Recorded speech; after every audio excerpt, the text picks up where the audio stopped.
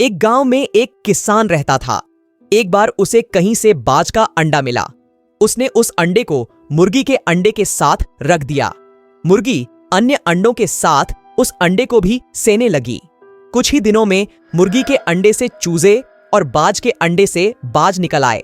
बाज का बच्चा मुर्गियों के साथ बड़ा होने लगा।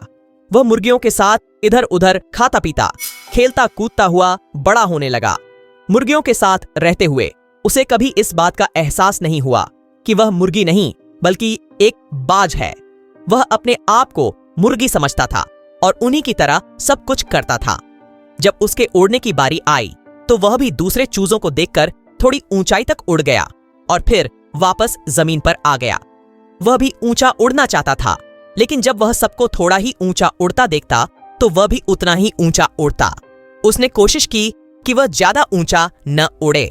एक दिन उसने आकाश में एक बाज को उड़ते हुए देखा। उसने पहली बार किसी पक्षी को इतनी ऊंचाई पर उड़ते देखा था। उसे बहुत आश्चर्य हुआ। उसने चूजों से पूछा, भाई ये कौन है जो इतनी ऊंचाई पर उड़ रहा है?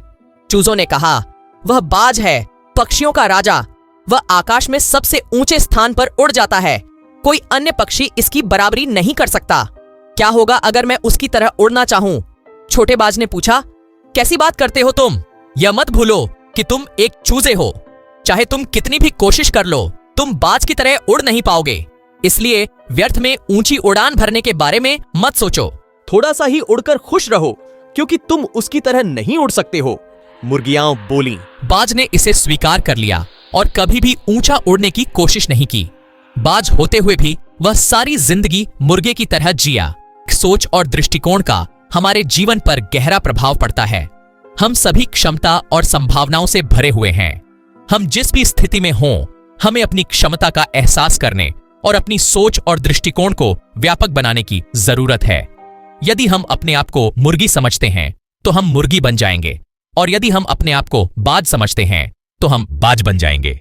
अपने आप को कम मत आंको, अपनी क्षमता को सीमित मत करो। बाज बनो और जीवन में ऊंची उड़ान भरो।